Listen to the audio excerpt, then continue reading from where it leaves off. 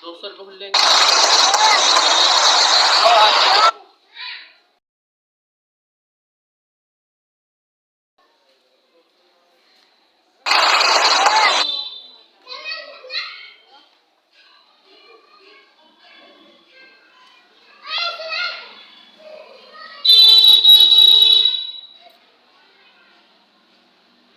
बिरयानी।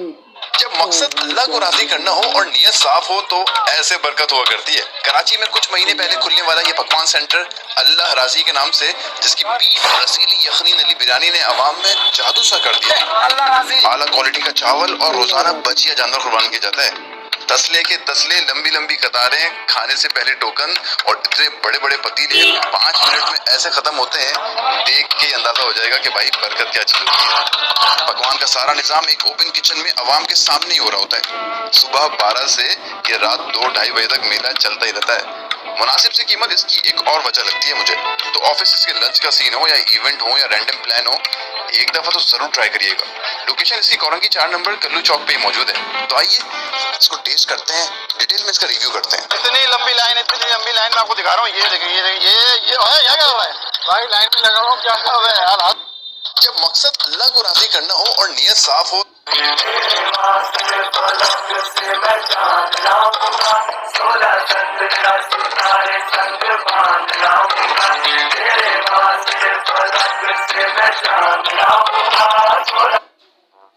क्या यार, तू मुझे पूरे 1 महीने से घुमाए जा रहा है।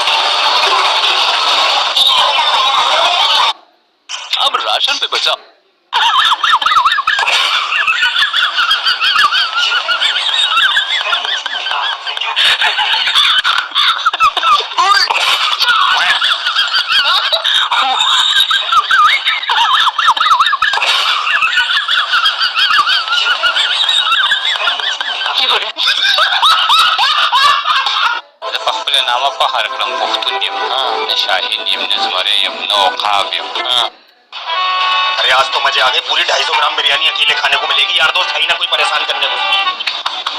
बेटा ये भिखारी बाबा भूखा है, एक 250 ग्राम बिरयानी खिलवा। अरे बाबा मैं खुद बताना कहाँ से जुगाड़ करके लाके खा रहा हूँ बिरयानी, तुम्हें कहाँ से खिलवा दूं? यही वाली खिला दे बेटा।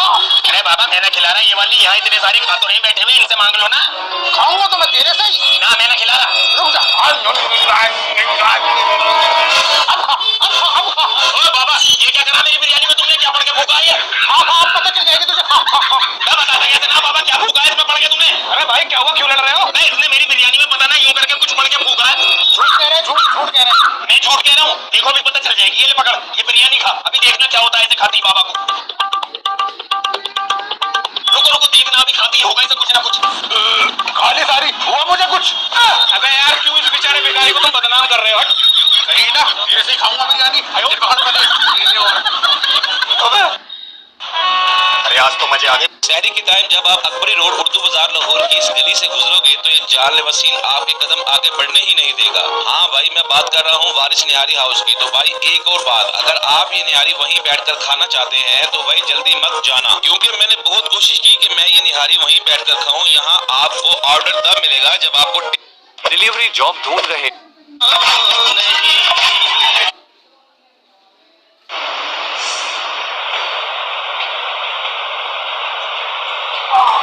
हल्का छोड़ो,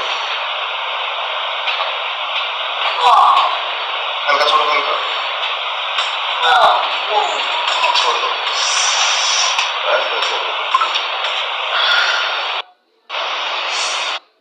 जब अल्लाह ने आपको पैसा दिया तो 3 चीजों को पहले फोकस करो। नंबर 1 खुराक सबसे टाइट।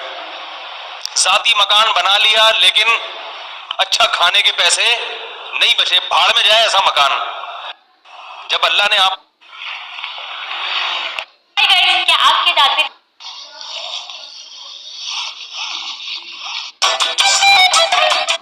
क्या आप जानते हैं सऊदी अरब में मौजूद एक ऐसी जगह जहां पर हर चीज अपने आप मदीने की तरफ जाती है। हैरत की बात तो ये है कि यहाँ पर ढलान के बजाय हर चीज ऊंचाई की तरफ जाती है। क्या आप जानते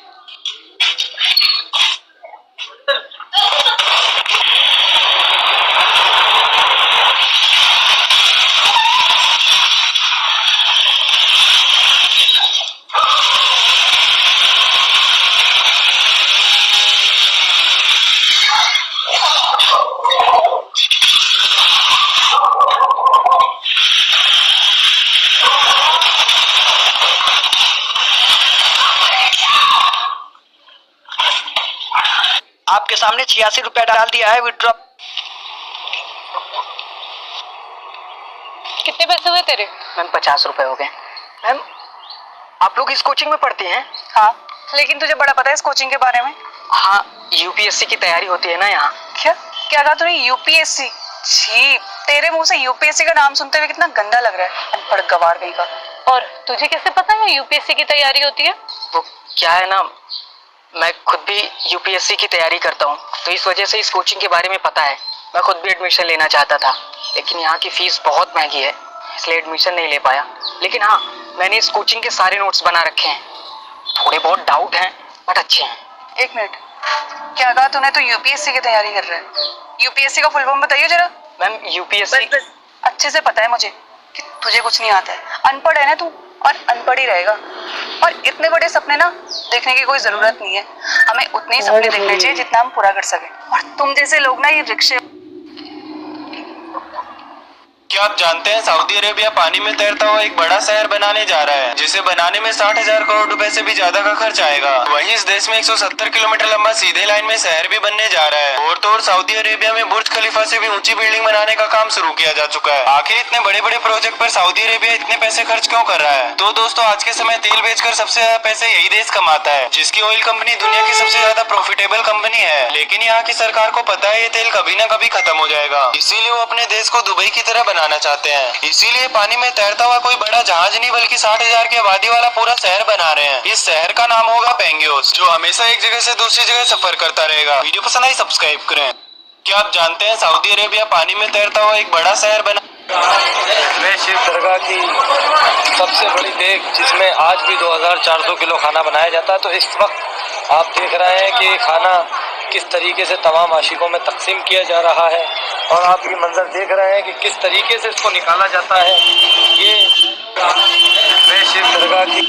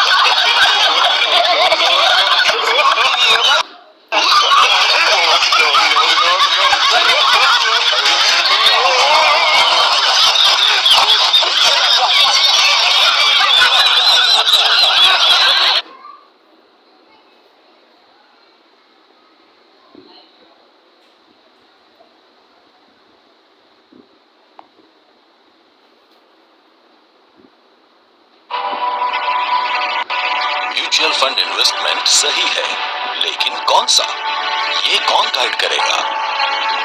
पूरी दुनिया मुसलमानों को कम आंकती है, खासकर भारत में दूसरे समुदाय के लोग मुसलमानों को पिछड़ा हुआ बताते हैं। ये कोई नई चीज नहीं है। यूरोप ने, अमेरिका ने, फ्रांस ने, जर्मनी, इन तमाम देशों ने हमेशा मुसलमानों के नाम को दबाने की कोशिश की है। जो मुसलमानों की खोज है उसको अपना बना लिया, वैज्ञानिकों के नाम को बदल दिया, मुसलमान वैज्ञानिकों को नाम को बदल दिया ताकि मुसलमानों को पता ही ना चले। और आज के मुसलमान जब सुनते हैं कि हाँ ये कोई वैज्ञानिक है तो अंग्रेजी नाम नजर आता है। मेरे दोस्तों, आज की इस वीडियो में बताऊंगा दुनिया का पहला ऐसा वैज्ञानिक जिसने ऐसी खोज करी थी उस मुस्लिम वैज्ञानिक ने कि उसके बाद इस यूरोप और पूरी दुनिया ने ही उस शख्स को पहला मैकेनिकल इंजीनियर, वो भी मॉडर्न इंजीनियर मान लिया था। जिस व्यक्ति ने घड़ी की खोज करी, जी हाँ, जिस व्यक्ति ने ऐसी, आज नहीं, आज की बात नहीं, उस जमाने में इस्लामिक क्रांति के दौरान ऐसी घड़ियां बना ली जो बिना सेल से चलती थी, जो बिना पानी के चलती थी, जो ऐसी चीज से चलती थी जिसको आप और हम जानते नहीं थे। दोस्तों, घड़ी वो ऐसी जो अपने साथ साथ वक्त के साथ साथ तारों की गर्दिश को भी बताती थी। इतना ही नहीं, इस वीडियो के अंत तक आप बने रहेंगे तो मुसलमान होने पर गर्व करेंगे, और अगर आप मुसलमान नहीं हैं तो कम से कम मुसलमानों को कोसना बंद करेंगे और एक बार फिर से सोचने पर मजबूर हो जाएंगे। जिस इंजीनियर की मैं बात कर रहा हूं, आसान जबान में उनको अल जजारी कहा जाता है। ये यूरोप में फेमस नाम है दोस्तों, लेकिन इनके नाम को बदला गया। दोस्तों, इनका पूरा नाम जो बताया जा रहा है, Badi az Zaman Abu al Izz ibn Ismail ibn ar Razzaz al Jazari, मोहब्बत से इनको शॉर्ट में अल जजारी कहा जाता है। 1136 ईस्वी में मेसोपोटामिया में इनकी पैदाइश हुई थी। मैप आपके सामने, ये मेसोपोटामिया आज इराक कहलाता है। उस वक्त इराक, तिर्गिस, ईरान का इलाका, सीरिया का एक टुकड़ा और तुर्की का एक टुकड़ा, कुवैत का निचला हिस्सा, ये सब जो है मेसोपोटामिया कहलाता था। आज माना जाएगा इराक, जी हाँ, जहां पर उनकी अभी भी मजार है। मेरे दोस्तों, आपको बता दूं कि रोबोटिक्स का पिता इस्माइल अल जजारी को कहा जाता था। ये जो आज रोबोट बन रहे हैं, आज की सदी में हम बड़े इंप्रेस होते हैं। ये रोबोट का आइडिया देने वाला कोई और नहीं, एक मुसलमान था, अल जजारी। सन 1100 ईस्वी का वो लगभग वक्त था। उस वक्त किसी को जिंदगी में आसानी कैसे पैदा करना है किसी को पता नहीं था। उस वक्त अल जजारी ऐसे वैज्ञानिक, ऐसे मैकेनिकल इंजीनियर थे जिन्होंने वो कारनामा कर दिखाया कि आज उन्हीं की सोच पर रोबोट बनाए जाने लगे। उन्हीं की सोच की वजह से आज आप और हम कार चलाते हैं, हमें कार के इंजन मिले, ऐसी ऐसी चीजें मिली कि आपकी आंखें फट जाएंगी। ध्यान से समझ लीजिए, अल जजारी ने अपने समय में अपनी खोजों से इंजीनियरिंग के क्षेत्र में इनकलाब ला दिया था। पूरा यूरोप हिलकर रह गया था। इनका सबसे बड़ा कारनामा क्रेन शिफ्ट की खोज करना था। क्रेन शिफ्ट एक ऐसा पुर्जा होता है जो लगातार राउंड एंड राउंड घूमता रहता है। उसको घुमाकर उसमें तब्दीली पैदा करके आगे की तरफ उसकी गति को, फोर्स को बदलना क्रेनशाफ्ट कहलाता है। क्रेनशाफ्ट आधुनिक मशीनरी जैसे भाप इंजन और गाड़ियों के इंजन में इस्तेमाल होता है, जो आज सबसे ज्यादा जरूरी है। इसके बिना आज दुनिया की कोई गाड़ी नहीं बन सकती। अल जजारी ने क्रेनशाफ्ट के अलावा और भी कई पुर्जों का निर्माण किया, कई पुर्जे बनाकर दुनिया को दिए हैं मेरे दोस्तों। आज गाड़ियों में जो गियर इस्तेमाल होते हैं, जिसे आप गियर बॉक्स कहते हैं, उसके अंदर की जो मैकेनिकल पूरी सिस्टम है वो भी अल जजारी ने ही दुनिया को बना कर दिया। दोस्तों, अल जजारी ने सन 1206 में the book of knowledge Angénieux mechanical device लिखा। उसमें इन्होंने 50 यंत्र और उपकरणों का डिटेल दिया और उन्हें कैसे बनाना है, उसका क्या काम है, वो भी उन्होंने जानकारी दी। आपकी स्क्रीन पर ये देखिए, ये सबूत है, ये उन्हीं की किताब से है। अल जजारी ने जो सबसे बड़ा आविष्कार किया वो ये कि उस जमाने में खेती के लिए पानी की कमी होती थी, मस्जिद में वजू के लिए पानी की कमी होती थी, जमीन के नीचे से पानी बाहर निकालना अल जजारी ने ही बनाया। एक ऐसा सिस्टम बनाया जो आपके सामने है।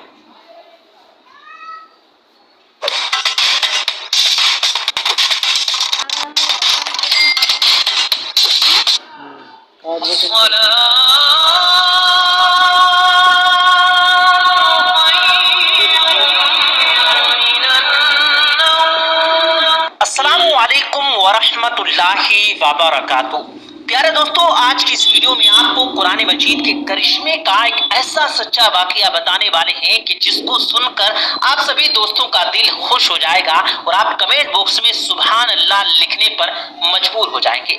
अगर आप भी मानते हैं कि कुरान मजीद में दुनिया के हर मसले का हल मौजूद है तो आप इस वीडियो को दिल से एक लाइक जरूर करें। लेकिन वीडियो शुरू करने से पहले आप लोगों से एक छोटी सी गुजारिश है कि अगर आप हमारी वीडियो पहली बार देख रहे हैं और आपने हमारे इस यूट्यूब चैनल को सब्सक्राइब नहीं किया है तो जल्दी से हमारे यूट्यूब चैनल को सब्सक्राइब करें, साथ में लगे बेल नोटिफिकेशन पर भी जरूर क्लिक करें ताकि इसी तरह की मज़ीद वीडियोस आप तक बर वक्त पहुंचती रहे। तो चलिए दोस्तों, आज की इस दिलचस्प वीडियो को शुरू करते हैं। प्यारे दोस्तों, पूरी दुनिया में जो कुछ भी मौजूद है, इस दुनिया में जितने भी तमाम मसले मौजूद हैं, उनका हल कुरान पाक में मौजूद है। दुनिया में कुरान पाक से आगे कुछ नहीं है। ये डॉक्टर, ये साइंस, सब कुछ कुरान पाक के पीछे है। अल्लाह ताला ने जब कुरान पाक को इस जमीन पर उतारा तो इस दुनिया के तमाम मसलों को सुलझाने का तरीका भी कुरान पाक में अता फरमा दिया। कुरान पाक का सही इल्म रखने वाला कुरान पाक से हर मुश्किल से मुश्किल मसले का हल निकाल लेता है। प्यारे दोस्तों, अमेरिका के शिकागो शहर के एक हॉस्पिटल में एक अजीब सा मामला उलझ गया।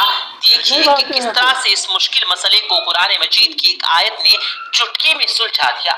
इसको देखकर डॉक्टर ही नहीं बल्कि वहां खड़े तमाम लोगों ने वहीं खड़े खड़े इस्लाम कबूल कर लिया और तमाम के तमाम लोग मुसलमान हो गए। प्यारे दोस्तों, दरअसल हुआ ये कि अमेरिका के शिकागो में 2 डिलीवरी के केस दरअसल एक साथ आ गए, जिसमें एक औरत को लड़का पैदा हुआ और दूसरी औरत को लड़की पैदा हुई। इस हॉस्पिटल का ये निजाम था, मतलब ये सिस्टम था कि बच्चों की पैदाइश के बाद बच्चों की कलाई पर उसके माँ के नाम का एक स्टिकर लगा दिया जाता।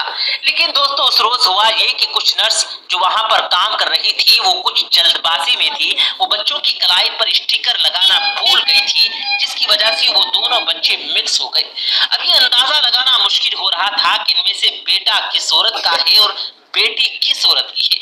इस मसले को देखकर हॉस्पिटल के तमाम डॉक्टर हैरान और परेशान हो गए और सोचने लगे कि ये मसले का हल कैसे सुलझाए।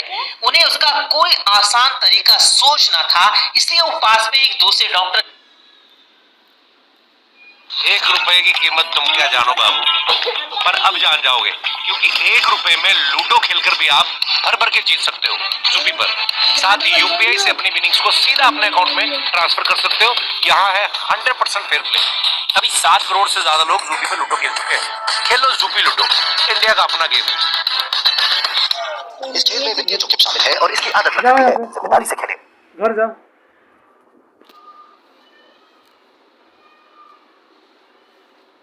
घर जाओ।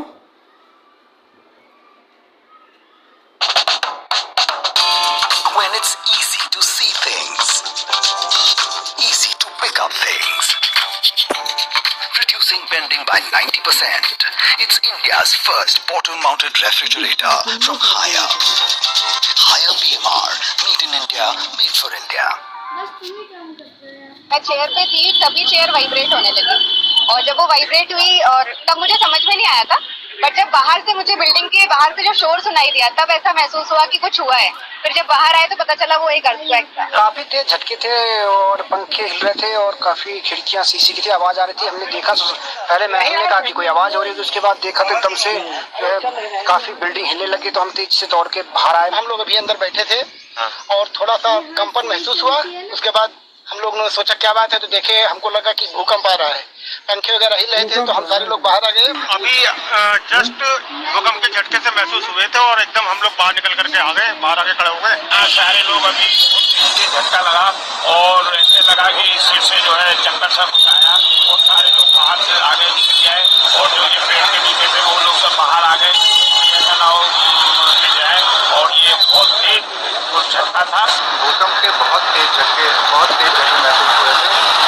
जैसे ही मुझे झटके महसूस हुए, टेबल हिल रही थी, थोड़ी थोड़ी पंखे हिल रहे थे, तो मैंने अपने कर्मचारियों को तुरंत बोला कि बाहर आओ।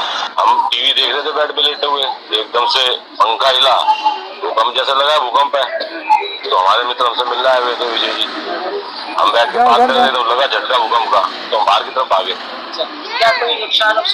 अभी नुकसान की कोई ऐसी बात नहीं, जैसे टेबल के ऊपर गिलास रखा था वो और पंखा हिला, भूकंप का हमें झटका महसूस हुआ तो हम बाहर निकल के भागे। मैं यहाँ पे अभी आदर्श नगर में आई तो मैं ऊपर चाय पी रही थी तो मैं अभी एकदम ऐसा लगे जैसे कि जमीन हिल रही है। फिर आप लोग घर से बाहर निकल? हाँ, फिर ऊपर से हम फर्स्ट फ्लोर पे बैठे हुए थे, फिर हम नीचे आए, देखा तो सारी पब्लिक नीचे आई हुई थी। मैं सो रहा था, एकदम से मेरी नींद खुल गई और ऐसा लगा कि कुछ उथल पुथल हो रही है, मतलब कुछ अजीब सा महसूस हुआ कि कमरा कुछ अजीब सा लगा कि मैं उठ के थोड़ी देर बाद मतलब 2-3 मिनट में बाहर निकला, ऐसा लगा कि कुछ अजीब सा हो रहा है। फिर मैं 15-20 मिनट तक बाहर ही रहा।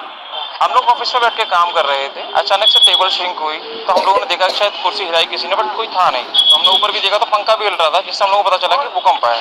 तो हम सब लोग बाहर निकल कर आ गए। उसके बाद हम लोग अपने ऑफिस में बैठे हुए थे तो सडनली ऐसा हुआ कि चेयर हिलने लगी और ऊपर जो पंखे थे वो भी हिलने लगे। तो हम लोग को लगा कि शायद कुछ ऐसा हुआ क्या, तो हमारे सडनली बॉस निकले कि कह रहे हैं भूकंप आया, भूकंप आया।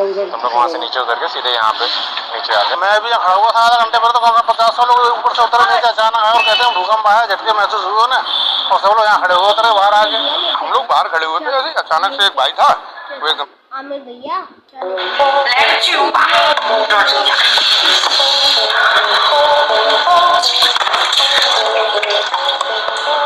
दोस्तों आज जमाना इतना खराब हो चुका है कि लोगों की नीयत में मिलावट हो गई है। ऐसे में अगर आपको खाने पीने की चीजों में मिलावट देखने को मिले तो कोई बड़ी बात नहीं होगी। और जब बात हमारे पड़ोसी देश की हो जहाँ की हवा में मिलावट है तब तो बात ही अलग है। यहाँ दोस्तों हम बात कर रहे हैं चाइना की, जहाँ मिलावट ने सभी रिकॉर्ड तोड़ दिए हैं। यहाँ तक कि शराब से लेकर चिकन तक में आपको हर जगह मिलावट ही मिलावट देखने को मिलेगी। और ये सब तो कुछ भी नहीं है, आज हम आपको चाइना में बिकने वाले कुछ ऐसे नकली खाने के बारे में बताने जा रहे हैं जिसे जानकर आप पहली बात तो चाइना जाएंगे ही नहीं, और अगर चाइना जाएंगे तो वहाँ भूखे मर जाएंगे।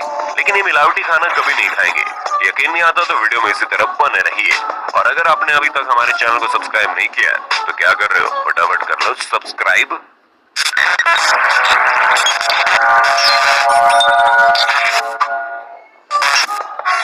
Rat instead of chicken। दोस्तों, जिन चूहों को देखकर नॉर्मल इंसान दूर भागने लगता है, वहीं चाइना के लोग चूहे के मांस को बड़े चाव से खाते हैं, जानते हुए भी कि चूहे एक नहीं बल्कि हजारों प्रकार की बीमारियों का कारण है। यकीन नहीं आता तो गूगल बाबा पर सर्च कर लो, आपको चूहे से होने वाली बीमारियों की लंबी लिस्ट मिल जाएगी। लेकिन ये बात कम बुद्धि वाले चीनी लोगों को भला कौन समझाए। ये लोग बड़े मजे से इसे खाने का शौक रखते हैं, यहाँ तक कि कुछ लोग तो चिकन के नाम पर आपको चूहा भी खिला सकते हैं। जी हाँ, ऐसी धांधलीबाजी भी यहाँ पर होती है, क्योंकि चीन में चूहा बहुत सस्ता होने की वजह से इसके मांस को मीट और चिकन में मिक्स कर दिया जाता है, जिसके बाद इसे ऊंचे दामों में बेच देते हैं। और यहाँ के ग्राहक को कौन सा रिपोर्ट करने वाले हैं, क्योंकि उन्हें भी चूहे का मांस खाने में इतनी ज्यादा प्रॉब्लम नहीं है। ऐसे में वो भी बात को टालकर बस खाने ही मजे लेते हैं, फिर चाहे वो चूहे का मांस हो या फिर सुअर का। वो हमारी माता है। अरे माता आपका माता है ना, हमारा आप कल कह दोगे बकरी हमारी माता है, बकरी मत पालो। आपकी माता नहीं, मेरे लिए गाय जानवर है। जानवर है? हाँ। हमारे लिए माता है। तो आपकी माता आप ले जाइए घर, माता आप ले जाइए घर। तो दोस्तों, फिर से नंद भक्तों पर वीडियो लेकर आ गया हूँ। दोस्तों, इनका कहना है गाय हमारी माता है, तो इसी को लेकर इस रिपोर्टर भाई ने इनको ऐसा जवाब दिया और इन्हें पूरा एक्सपोज करके रख दिया है। तो क्या एक्सपोज करा है, आइए वीडियो में देखते हैं। वीडियो बहुत मजेदार होने वाला है, तो वीडियो को पूरा देखें। वो हमारी माता है। अरे माता आपका माता है ना, हमारा आप कल कह दोगे बकरी हमारी माता है, बकरी मत पालो। आपकी माता नहीं, मेरे लिए गाय जानवर है। जानवर है? हाँ। हमारे लिए माता है। तो आपकी माता आप ले जाइए घर, माता आप ले जाइए घर। और अभी तो रुको, क्लाइमैक्स अभी बाकी है। गाय आपके लिए माता है ना? बिल्कुल। घर बांधो गाय। माता नहीं है। नहीं, मेरे लिए जानवर है। नहीं, मेरे लिए जानवर है। अपने माता, एक मिनट, आप अपने माता जी को मानते, पिता को नहीं मानते? अरे माता जिसने हमको पैदा किया है ना, वो माँ है। गाय हमको दूध देती है, जानवर है। बात तो सही है। क्या आ गया? बाप कहाँ गया? बाप मैंने जिसने मुझे पैदा किया है, ये ज्ञान हमें धार्मिक मत देना। आप देखिए, पहले आप इसको जवाब दीजिए। गाय माता है, ले जाओ अपने माँ को घर ले जाओ, घर क्यों ले जाएंगे? खिलाओ चारा। छोड़, कितना ब्राह्मण गाय पालता है? आप अपने बाप को छोड़ देंगे तो ले आएंगे। क्या बोले तूने? आप अपने बाप को छोड़ देंगे तो ले आएंगे। कौन है ये लोग, कहाँ से आते हैं?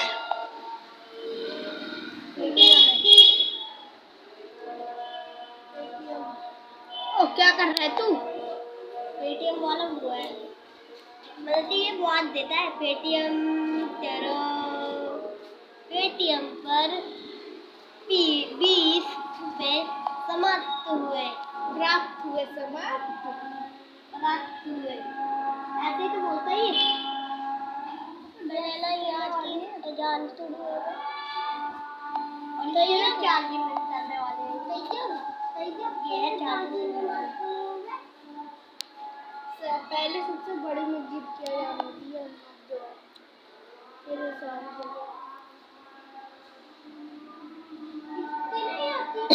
इसके भी बाद होती है, वो सबसे बड़ी मस्जिद है। हमारी है सबसे छोटी, हमारी बस एक मस्जिद से बड़ी है। ये तो गरम होते हैं। यहाँ पे जाना अब्बा, ओ आप समझ गया अब्बा, इसलिए कोयला हेटवा नहीं रहे, है ना? ये अब्बा कोयला लाके इसके अंदर डाल देंगे।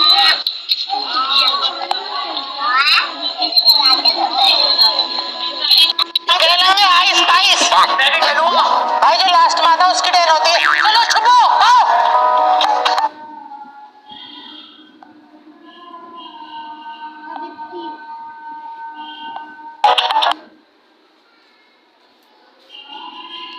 ये क्यों आ रहा है अब्बा? ये